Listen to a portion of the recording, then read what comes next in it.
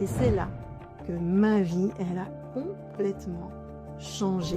Où là, ça m'a ouvert des yeux comme ça. L'énergétique, c'est pas tu peux pas faire ci, tu peux pas faire ça. Sans lui, je pense que je n'en serais pas là, tout simplement.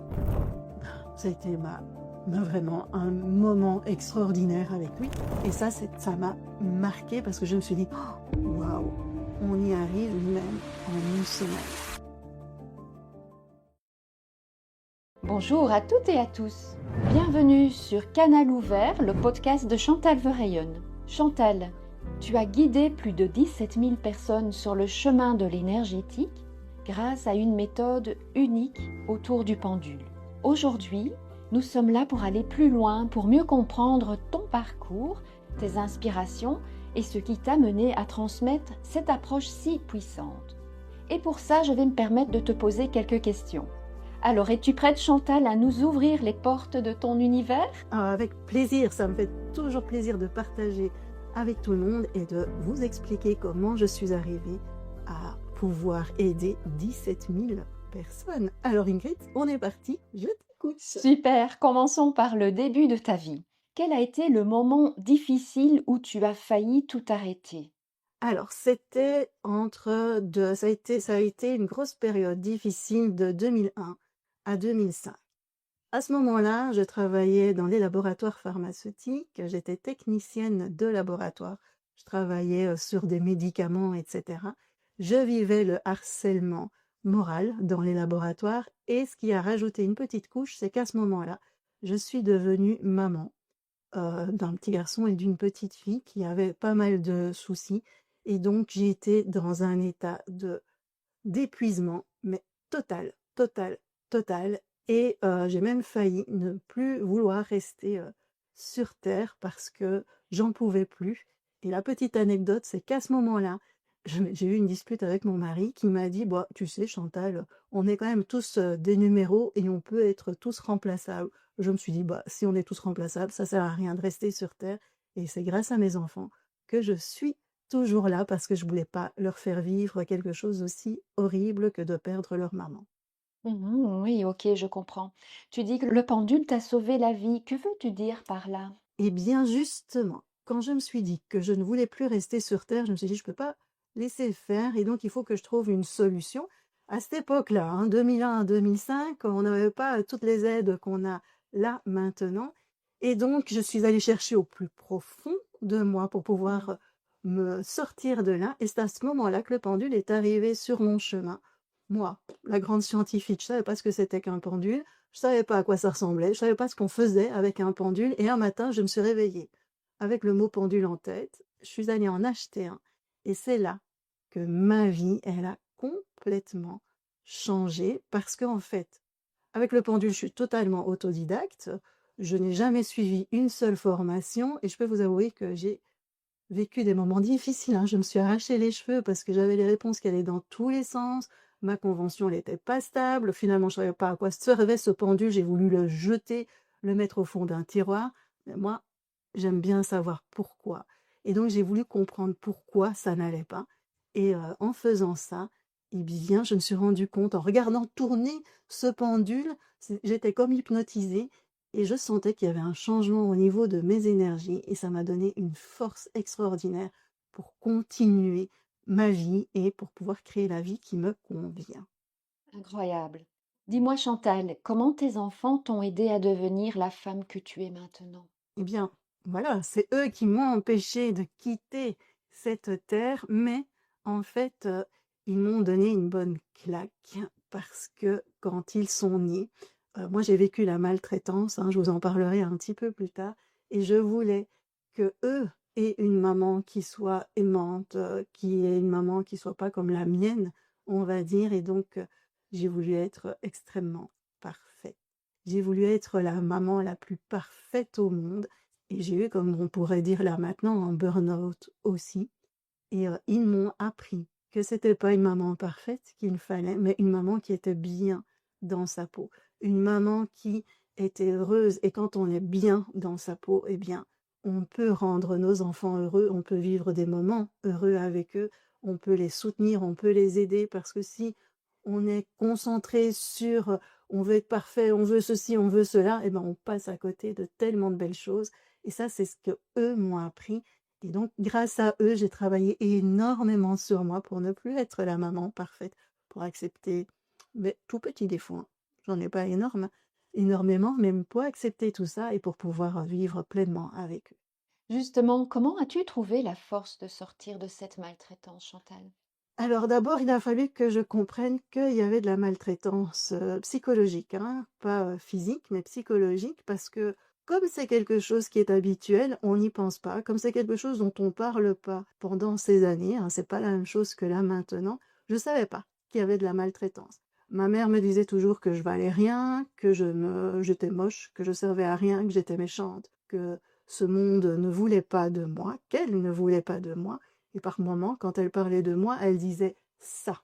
Et elle m'en a fait subir. Elle était alcoolique, l'alcool méchant. Et donc, même si j'avais 4 sœurs, ou j'ai 4 sœurs, j'étais enfant unique dans une famille nombreuse parce que j'ai passé des années toute seule avec mes parents. Et donc, par moments, pendant les vacances, du matin au soir, j'avais quelqu'un qui me cherchait vraiment des misères. Je savais pas que ça, c'était la maltraitance et c'est de nouveau avec mes enfants que je me suis rendu compte que c'était de la maltraitance. Parce que je me suis dit: «Ah! Si quelqu'un faisait le quart de ce que ma mère m'a fait et faisait ça à mes enfants, je ne l'accepterais jamais» et subir ça, eh ben, ça détruit une personne. Donc il a fallu d'abord que je comprenne que j'ai été, détruite par, ma mère, que c'était de la maltraitance. Puis ensuite, il a fallu que je comprenne que j'étais une victime, puis ensuite accepter le fait qu'on ne peut pas changer ce qui s'est passé, qu'on ne peut pas changer les gens, que le passé, c'est le passé et que le passé fait ce qu'on est, nous. C'est notre vie, en fait. Cette maltraitance, elle est mon histoire. Donc, j'ai dû l'accepter. J'ai dû accepter que ma mère était ma mère et arrêter de demander à cette femme de m'aimer. Donc, j'ai dû beaucoup travailler sur cette séparation, faire le deuil de la séparation avec l'envie d'avoir une maman aimante. Et puis, donc, j'ai dû énormément travailler sur mes énergies, sur mon émotionnel pour pouvoir sortir de ça. Alors, c'est pas quelque chose en un claquement de doigts. Ce sont des mois, des années de travail sur soi et le pendule, c'est là où le pendule m'a énormément aidée. C'est là où j'ai pu devenir plus moi, vraiment moi. Et c'est là, grâce à ça, que j'ai pu comprendre qui j'étais vraiment, puisque avant, j'étais une coquille vide. Je vivais, je survivais, je pensais pas avoir d'émotions. Je vivais les choses tout simplement et en travaillant sur tout ça, j'ai pu découvrir qui j'étais. Voilà comment je suis sortie de là, en sachant que même si on travaille sur nos blessures, quand on a des traumatismes comme ça, ils feront toujours partie de notre vie et toujours partie de notre histoire. Mmh. Il y a aussi un livre, qui a changé ta vie. Tu peux nous en dire un peu plus? Oui, ça aussi, ça fait un élément déclencheur. Donc, le pendule, les enfants et le livre, c'est les 4 accords Toltec. J'allais dire les trois parce que j'ai travaillé beaucoup sur trois, mais c'est les 4 accords Toltec où là, ça m'a ouvert des yeux comme ça, où j'ai pu aussi, le pendule plus le livre, ça a été un déclencheur énorme. Les 4 accords Toltec, c'est ne prends rien pour toi, que ta parole soit impeccable, fais du mieux que tu peux. Et alors, il y en a un qui me manque, ne fais pas de suppositions. Et là, moi, j'ai beaucoup travaillé sur ne prends rien pour toi. Parce que ma mère, elle me disait que tout était de ma faute. En fait, chaque fois qu'il y avait un problème, c'était de ma faute.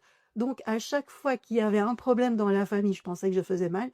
Chaque fois qu'il y avait un animal de ma famille qui était pas bien, je me disais, mais qu'est-ce que j'ai fait pour que ça arrive? Chaque fois, j'étais là, mais qu'est-ce que j'ai fait au monde pour que ça arrive? Et donc, j'ai beaucoup travaillé pour me dire qu'il y avait des choses autour de moi qui n'étaient pas dues à moi. Tout simplement, j'étais pas tout le temps la déclencheuse, je sais pas si ça se dit, mais de ce qui se passait autour de moi. Donc moi, je me prenais pas pour, j'avais pas un ego comme ça en me disant que c'est à cause de moi que j'avais tellement d'importance que je déclenchais tout ça. J'étais plutôt en me disant, Chantal, pourquoi tu fais des choses aussi mal que ça pour avoir tout ce qui se passe là?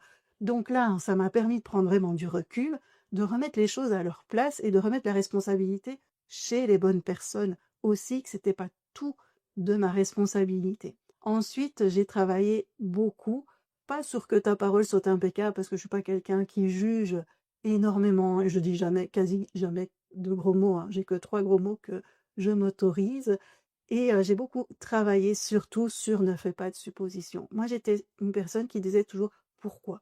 Pourquoi ceci? Pourquoi cela? Pourquoi mon voisin me dit pas bonjour? C'est certainement que j'ai fait quelque chose de mal». Et non, à un moment donné, il me dit pas bonjour tout simplement parce qu'il me dit pas bonjour et ça le regarde, peu importe. Donc moi, j'ai arrêté complètement de faire des suppositions. «Ah tiens, il se passe ceci, parce que cela». C'est fini. Il se passe ça, il y a un événement, OK, on gère l'événement tout simplement et on arrête de faire tourner notre mental, on arrête d'aller chercher des pourquoi, nana, et cetera. Ça ne fait que nous engluer dans du négatif, en fait, tout simplement. Alors, par rapport à faire de ton mieux, comme on m'a toujours dit que j'étais nulle et que je savais rien faire, j'ai essayé d'être parfaite pour mes enfants, et cetera. Donc là, c'était pas faire de ton mieux comme certains qui font pas grand-chose, mais c'était surtout diminuer pour pouvoir se dire, mais chaque décision que j'ai prise, je les ai prises en connaissance de cause, je les ai prises parce que je pensais que c'était le mieux à faire. Et Chantal, tout ce que tu fais, c'est parce que tu as envie de donner, tu as envie d'être bien, donc tu fais de ton mieux sans vouloir atteindre la perfection. Merci Chantal. Y a-t-il une rencontre qui a bouleversé ta vie? Alors, il y a une rencontre juste extraordinaire, il y a eu plusieurs rencontres. Je vais quand même dire merci à mon mari de m'avoir rencontrée dans cet état-là et de m'avoir soutenue pendant tout ce travail. Mais au niveau énergétique, il y a une rencontre juste extraordinaire. C'est avec mon cheval, Pégase. Alors, Pégase, c'est vraiment toute une histoire. C'est ma fille qui faisait de l'équitation. Et à ce moment-là, j'étais toujours dans le secteur pharmaceutique, donc je ne pensais pas être sensible à quoi que ce soit. Mais chaque fois que j'allais dans le manège où Pégase était, je ne me sentais pas bien. J'avais des nausées, j'avais mal au cœur, le ventre qui était tout serré. Et je pensais que c'était parce que j'avais peur des chevaux. J'ai bien appris plus tard que c'était pas ça du tout. Mais là, j'étais là en me disant, ouf, je n'aime pas, j'ai trop peur des chevaux. Et il y avait un box qui m'attirait, c'était le box où Pégase était. Et j'allais toujours voir Pégase. Bon, il était enfermé en box tout le temps, je voyais que sa tête. Et là, j'allais le voir à tout moment.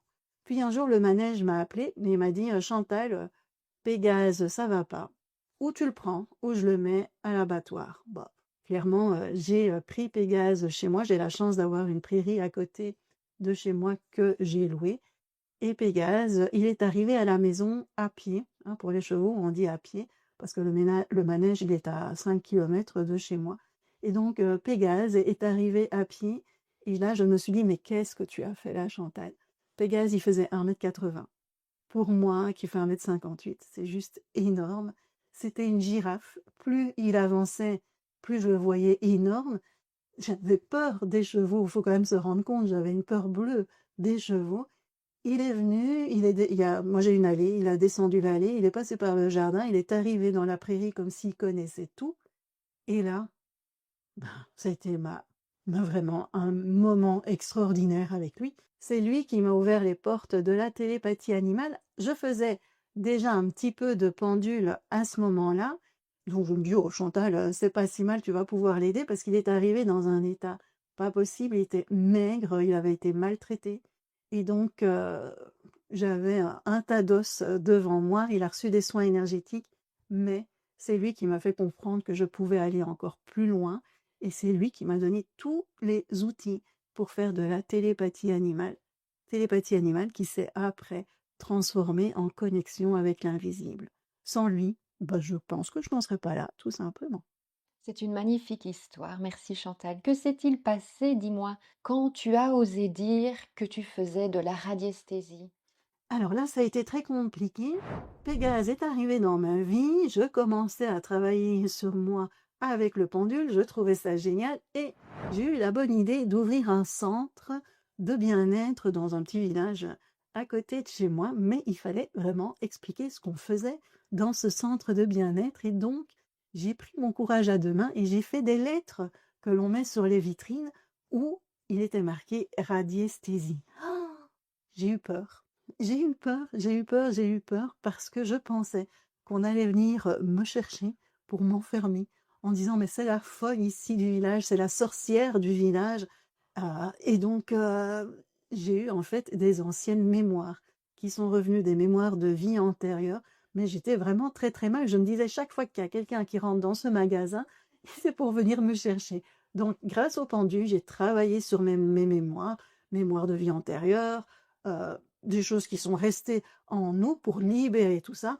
Et maintenant, j'ai pas de souci de dire que je fais de la radiesthésie. Je fais des publicités Facebook pour le signaler. Donc là, plus visible que ça, on peut pas. Et je n'ai plus de peur. Et tout ça, de nouveau, grâce au pendule. Qu'est-ce qui t'a poussé à créer toutes les formations que tu proposes aujourd'hui? Alors, ça, c'est une bonne question parce que j'ai lutté beaucoup là-dessus. Moi, au début, je pensais que j'allais faire, par exemple, de l'énergétique et de la télépathie animale, rien que pour moi, pour mes animaux, et puis voilà. Puis j'ai fait aussi ce qu'on appelle, alors c'est pas de l'équi-coaching, mais j'ai essayé d'aider les personnes pour aller mieux via l'animal. Et à ce moment-là, j'ai décidé que je ne faisais plus du tout de l'énergétique, que c'était vraiment pour ma famille. Ça n'a eu aucun succès parce que j'étais pas alignée par rapport à qui j'étais. Donc, il fallait que j'arrive à trouver quelque chose qui était aligné par rapport à qui j'étais, et c'était bien sûr l'énergétique. Je pouvais pas abandonner l'énergétique. Comme j'aimais beaucoup les animaux, j'ai proposé de faire des séances de télépathie animale et de faire quelques petits soins énergétiques aux personnes que je rencontrais parce que j'avais entre-temps fermé mon centre dans le village d'à côté. Voilà, parfois, c'est pas toujours évident de pouvoir tout gérer.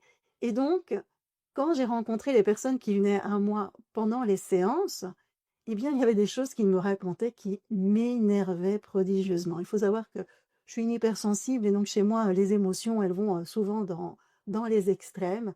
Et donc, j'entendais des gens qui disaient, oui, j'ai rencontré un énergéticien qui me disait que je pouvais pas prendre un œil de tigre en main parce que c'était trop puissant pour moi, que je pouvais pas faire ceci, que je pouvais pas faire cela, qu'il fallait faire attention parce qu'il y avait que cet énergéticien qui pouvait s'occuper de moi. Et ça commençait à m'énerver parce que l'énergétique, c'est pas ça du tout. L'énergétique, c'est pas la peur. L'énergétique, c'est pas tu peux pas faire ci, tu peux pas faire ça. Attention, moi, je sais tout. C'est pas ça, l'énergétique. Et donc, j'ai voulu que on puisse donner la possibilité aux gens de connaître un énergétique qui était simple, bienveillant, éthique et à la portée de tous. Parce qu'à partir du moment où on respire, où on vit, on peut faire de l'énergétique. Il ne faut pas un don pour pouvoir le faire. Et donc, c'est pour ça que les formations sont nées. Je ne voulais plus faire de formation parce que dans le secteur pharmaceutique, j'étais formatrice professionnelle, j'étais consultante en formation. Et je me suis dit, non, Chantal, toi, tu es là aussi pour être bien aligné. Et l'alignement, c'est quoi? C'est l'énergétique, c'est le pendule. Et ce sont les formations parce que j'adore transmettre. Et donc, je me suis dit que ce que j'avais vécu, ça pouvait aider d'autres personnes. Et ça peut aider aussi d'autres personnes qui peuvent avoir un énergétique qui est possible pour tous sans avoir des rituels débiles, excusez-moi pour le mot, mais des rituels qui n'ont aucun sens parce que du simple, ça fonctionne très bien et c'est très puissant. Comment as-tu créé ta méthode? Alors c'est d'abord pas moi qui l'ai créée, la méthode. Elle est venue à moi au fur et à mesure du temps. Je vous ai dit que j'étais autodidacte, donc ça veut dire que je n'ai fait aucune formation avec le pendule. J'ai acheté des livres et ce qui s'est passé, c'est que j'étais par moments épuisée et j'avais des nausées. J'étais pas bien quand je faisais des soins énergétiques aux autres ou il y avait quelque chose qui se passait qui n'était pas correct. Parce que si on fait des soins pour les autres, pour les aider, c'est pas bien que nous, on s'épuise. C'est pas bien que ça nous apporte quelque chose qui n'est pas bon. Je me dis, là, c'est pas équilibré. Il y a quelque chose qui cloche. J'ai essayé de comprendre ce que c'était. Pourquoi j'ai toutes ces drôles de sensations. Alors vous allez me dire, oui, c'est parce que tu prends les énergies de la personne. Peut-être, parce que comme je n'avais pas été formée, je le faisais certainement.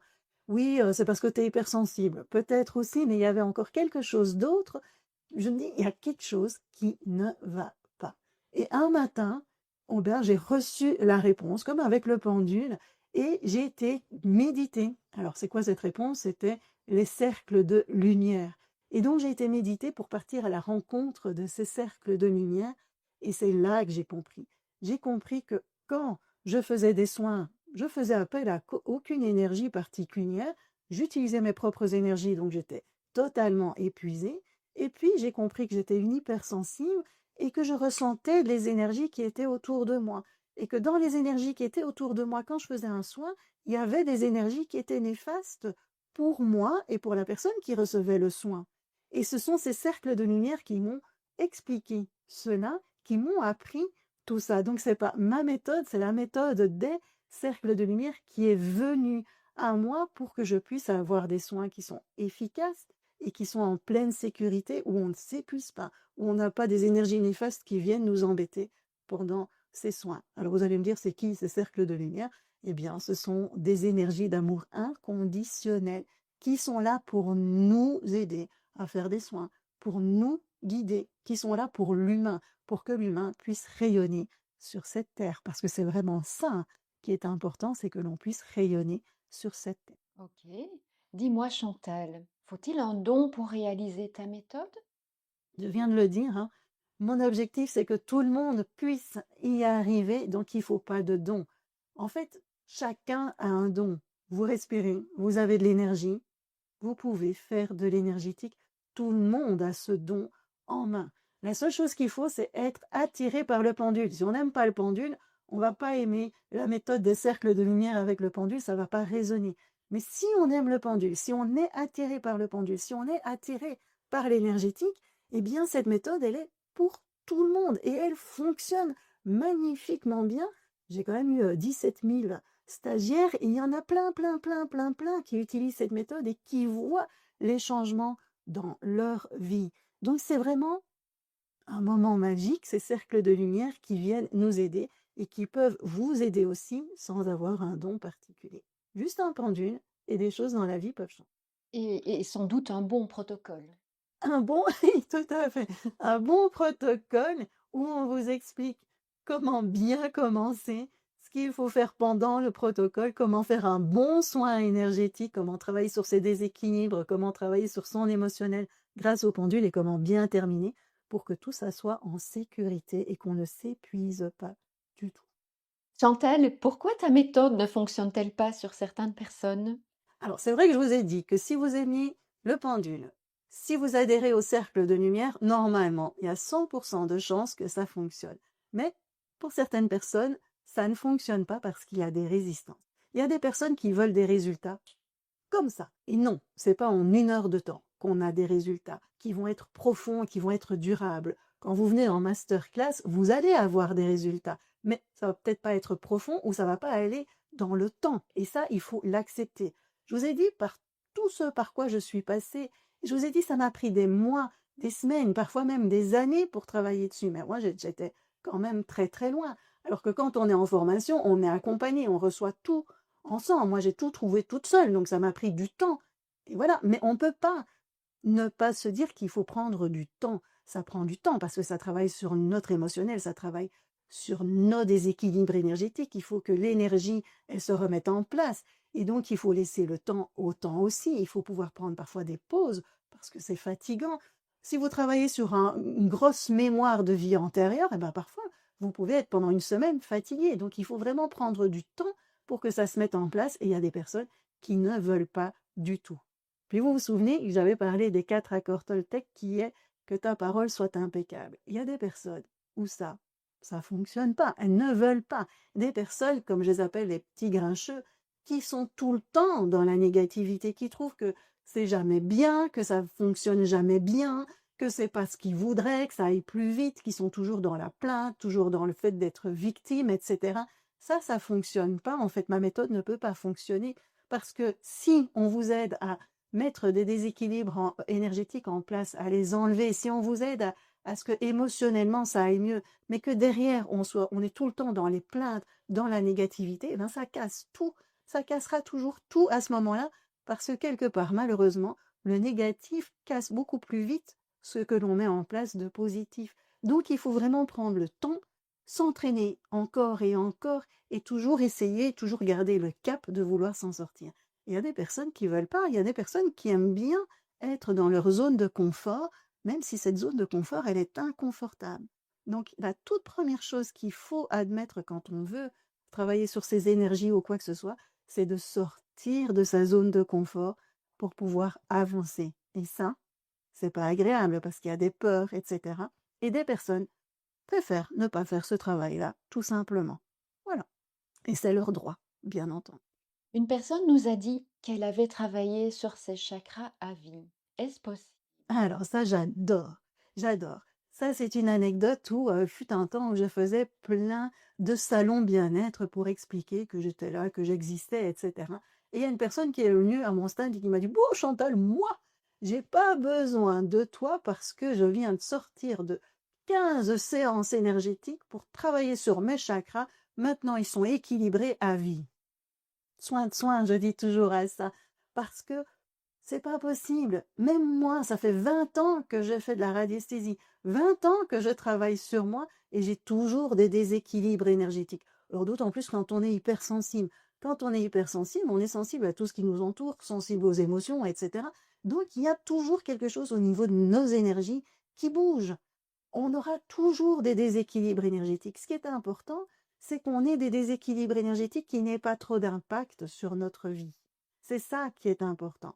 Alors se dire: «Je fais un travail et puis c'est fini», bah, moi, au bout de 20 ans, j'aimerais bien connaître cette recette-là parce que je pense que c'est pas possible. Parce qu'il va arriver quelque chose.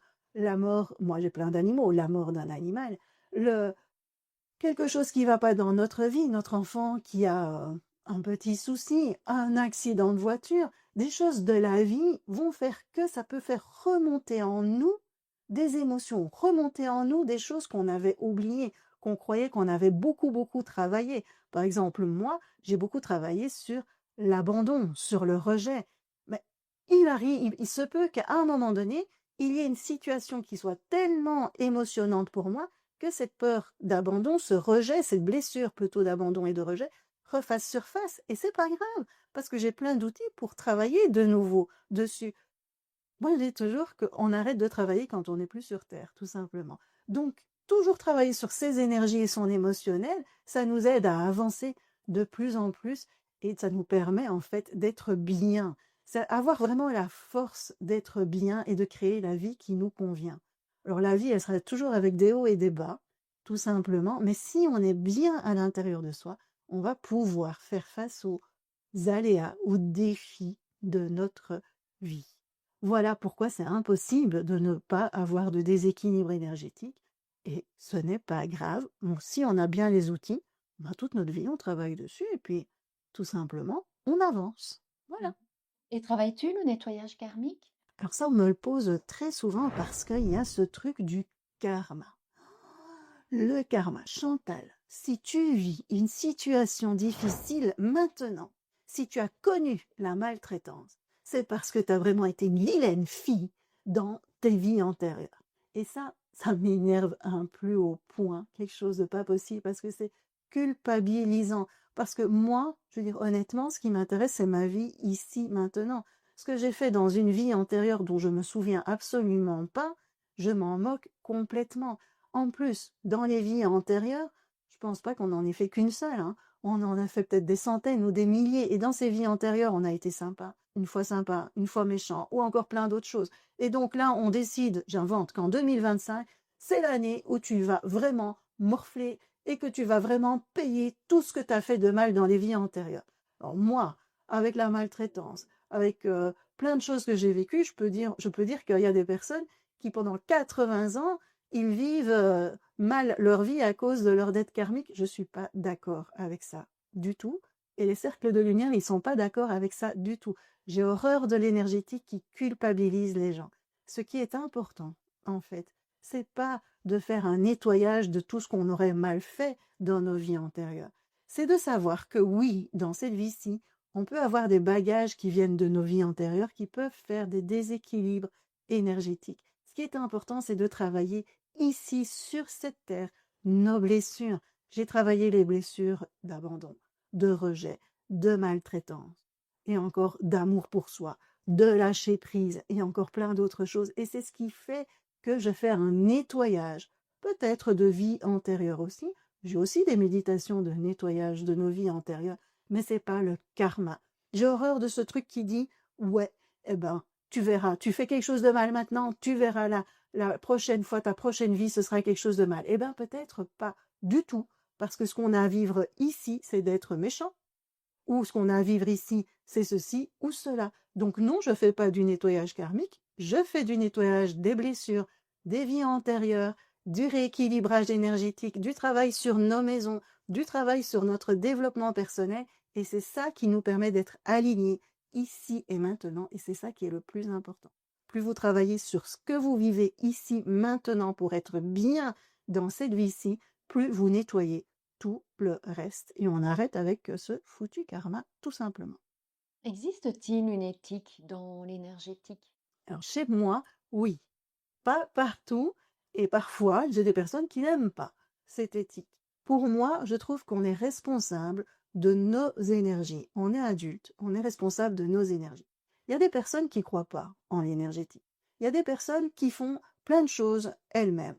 Tous mes stagiaires qui sont allés en formation avec moi, ils s'occupent de leurs propres énergies et ils s'occupent des énergies des maisons. Et il y a des énergéticiens qui décident que non, ces personnes-là sont pas capables et que eux savent que c'est nécessaire de travailler sur les énergies d'un tel, un tel et un tel, et ils le font sans demander leur accord. Je trouve ça scandaleux, inadmissible et irrespectueux.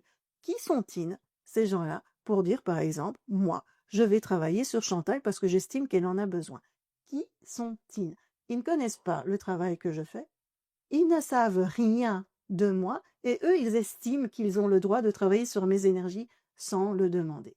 Je ne suis pas d'accord avec ça, ce n'est pas de l'énergétique bienveillant. On ne peut aider les personnes que si elles le demandent. Et moi, s'il y a quelqu'un qui travaille sur moi avec un énergétique que je n'aime pas, je ne suis pas d'accord là-dessus. Donc chez moi, oui, il y a de l'éthique. On ne travaille pas sur les personnes sans leur accord. On ne travaille pas sur les animaux qui ne sont pas à nous, dont on n'est pas responsable. On ne travaille pas sur les enfants sans l'accord des parents. Chacun est responsable de ses énergies. Chacun sait ce qui est bon pour lui. C'est qui la meilleure personne pour savoir ce qui est bon pour elle-même? C'est elle-même. On va arrêter de donner du pouvoir à l'autre. C'est nous qui savons ce qui est le mieux pour nous et pas les autres. Donc oui, il y a de l'énergétique et il faut faire bien, bien, bien attention à ça. Merci. Peux-tu nous confier, Chantal, ce qui te ressource profondément? Alors, ce qui me ressource profondément, en tant qu'hypersensible, j'ai besoin d'être dans un environnement calme, serein. Je supporte pas les disputes, donc il faut vraiment quelque chose de très calme. Il faut la nature et il faut les animaux. Quand je vais pas bien, ben, je vais près de mes animaux dans la prairie. J'ai la nature, j'ai les animaux et j'ai le calme. C'est ça qui me ressource. Moi, je suis sensible à la musique qui est trop forte, à la musique qui est agressive, je suis sensible, je peux être sensible aux voix des personnes. Une tronçonneuse à côté de moi, c'est juste catastrophique. Il y a des sons de musique que je ne supporte pas. Donc, pour pouvoir me ressourcer quand je vais pas bien, je vais dans un environnement calme, près de mes animaux, dans la nature. Voilà. Ton énergétique se fait avec le pendule et la connexion à l'invisible. Et les pierres alors ont-elles aussi une importance pour toi? Ah oui. Alors, les pierres, elles ont beaucoup d'importance pour moi parce que d'abord, il y a une histoire derrière ça. C'est que mon papa, il était ingénieur civil dans les mines. Et donc, on a beaucoup, beaucoup, beaucoup eu de pierres à la maison puisqu'il ramenait chaque fois des mines, des minerais, hein, des pierres, etc. Donc, j'ai été depuis toute petite sensible à l'énergie des pierres. J'ai toujours aimé les pierres, toujours les toucher, les avoir auprès de moi. C'est quelque chose qui m'a toujours apporté du bien. Alors ces pierres, elles peuvent faire du bien à d'autres personnes aussi. Il faut être juste sensible aux énergies des pierres. Et donc moi, une maison sans pierres, c'est quasi impossible. Les pierres, on peut les prendre sur soi, on peut avoir en bracelet, on peut les avoir dans les poches. D'ailleurs, quand je vous ai dit hein, que j'avais mon petit centre de santé, ben là, je vendais des pierres déjà aussi. Et je mettais plein de pierres dans les poches pendant mes soins. Des pierres pour me protéger, des pierres pour m'enraciner, des pierres pour m'ouvrir à l'invisible.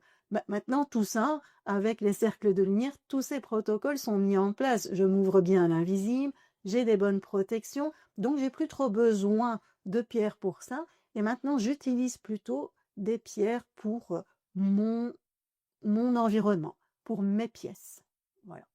Et quelles sont les pierres qui t'accompagnent tous les jours? Alors, les pierres qui m'accompagnent tous les jours, c'est comme celles que vous pouvez voir derrière moi. Là, pour le moment, c'est beaucoup, beaucoup la labradorite, parce que c'est une pierre qui me fascine. Le fait de la tourner et d'avoir des reflets qui peuvent être un petit peu jaunes, qui peuvent être bleus. Alors j'ai une labradorite bleue et une labradorite rose. Moi, c'est vraiment, vraiment les couleurs qui sont importantes. La bleue, c'est vraiment un bleu pétant. Le rose, il est doux, mais vraiment intense. Alors, je vais dire doux et intense, parce que comme c'est un peu irisé comme ça vient chercher chez moi un petit peu, je sais pas ce que ça vient chercher chez moi, de la chaleur. Je me sens protégée. Et donc, c'est pour ça qu'elles sont là, pour que cette pièce, il y ait toute cette énergie qui est là. Dans chacune des pièces de ma maison, il y a des pierres.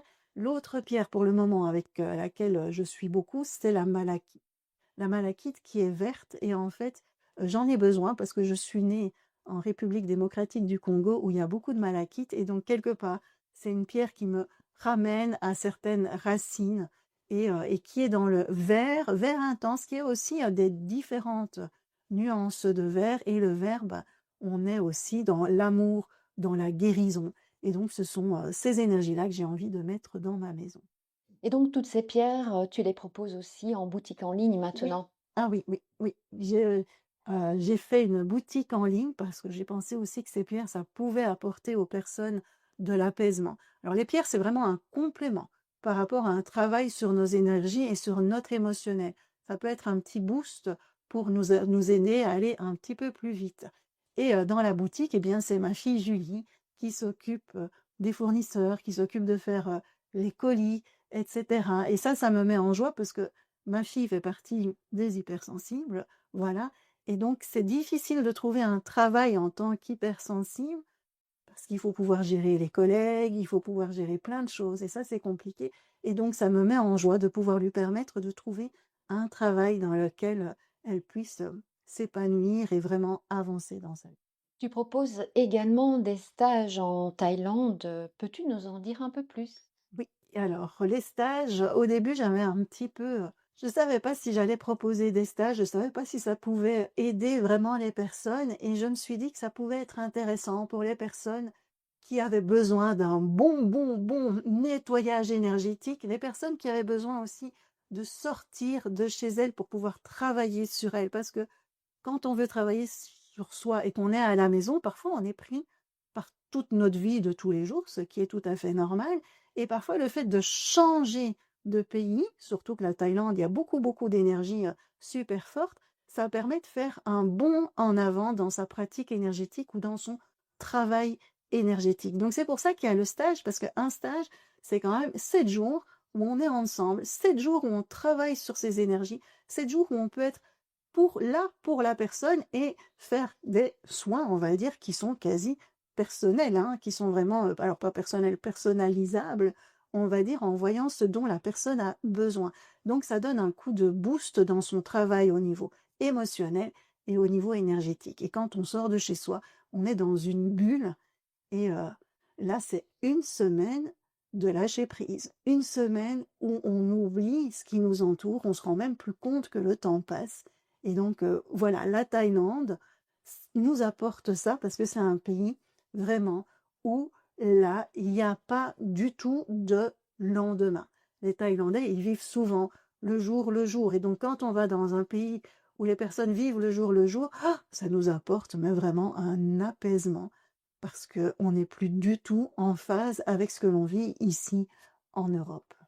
Quels sont les souvenirs qui t'ont le plus marqué lors de ces stages? Alors, les stages en Thaïlande, moi j'ai toujours magiques parce qu'on est en connexion, on est en contact aussi avec des éléphants qui sont en liberté dans le lieu dans lequel on se trouve. Déjà, on dort dans l'endroit où les éléphants sont en liberté, donc on mange avec des éléphants qui passent tout près de nous, c'est juste là, tout simplement magique.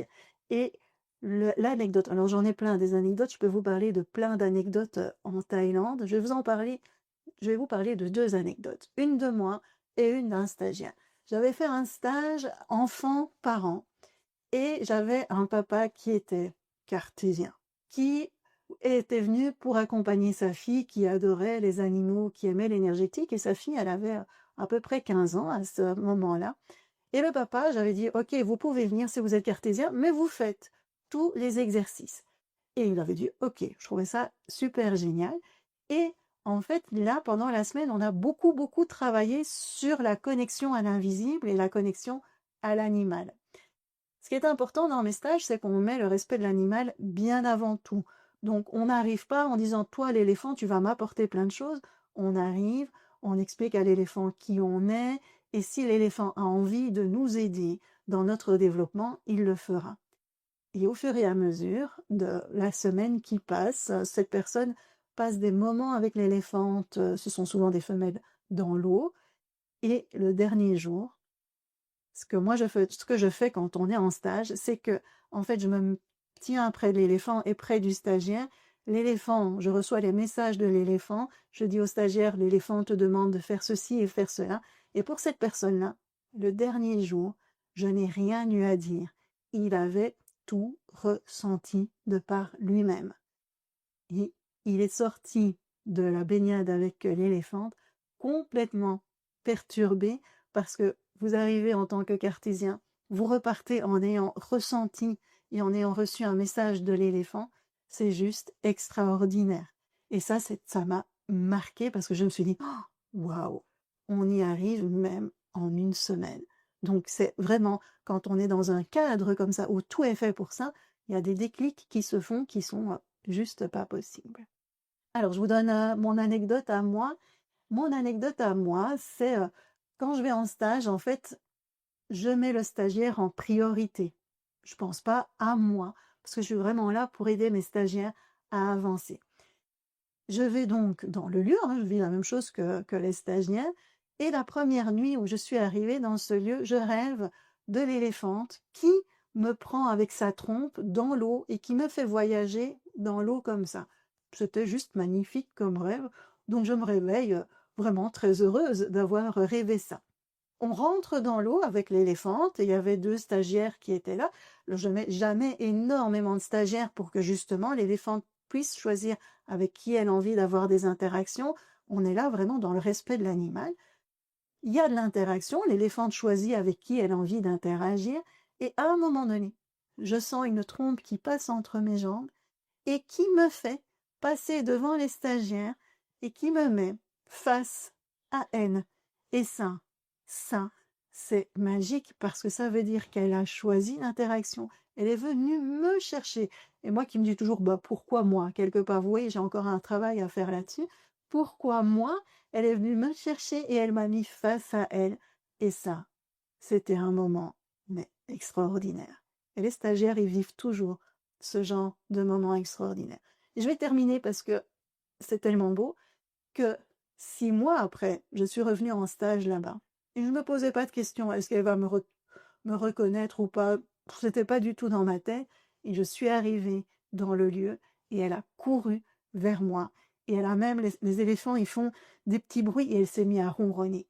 Et ça, vous voyez, quand vous faites des stages comme ça, où vous êtes dans le respect de l'animal, vous vivez juste des choses magnifiques et magiques. Et j'ai envie que les stagiaires puissent vivre ça, parce que c'est des moments où on est en connexion avec la nature, avec l'énergétique, et c'est juste waouh. Merci Chantal, merci pour tout ce que tu nous partages. Avec plaisir. Franchement, alors j'ai eu plein de petits moments d'émotion pendant tout ce que je viens de partager. J'espère que vous avez compris que tout le monde peut y arriver, que l'énergétique, c'est à la portée de tous, que la technique avec le pendule, c'est à la portée de tous, et que vous pouvez tous créer la vie qui vous convient. Si vous avez envie vraiment de changer les choses, le pendule, il est là pour ça. Mes formations, elles sont là pour ça. Mon accompagnement est là pour ça, parce que j'aime les animaux, j'aime l'humain, et j'ai vraiment envie que, si vous le désirez, de vous accompagner et de vous aider à rayonner, parce que vous avez vu ce par quoi je suis passée. On peut le faire, vous pouvez le faire. C'est maintenant à vous de décider ce que vous avez envie de faire. Est-ce que vous avez envie d'avancer? Eh bien, l'énergétique est là pour vous, parce que quand on a envie de changer les choses, on commence par l'énergétique et puis on fait l'émotionnel. C'est à vous de décider. Alors, si vous avez envie, vous me suivez sur Facebook, sur Instagram, sur YouTube, ou vous rentrez dans ma communauté où vous allez apprendre plein de choses. Et moi, je vous fais des énormes bisous. À tout bientôt.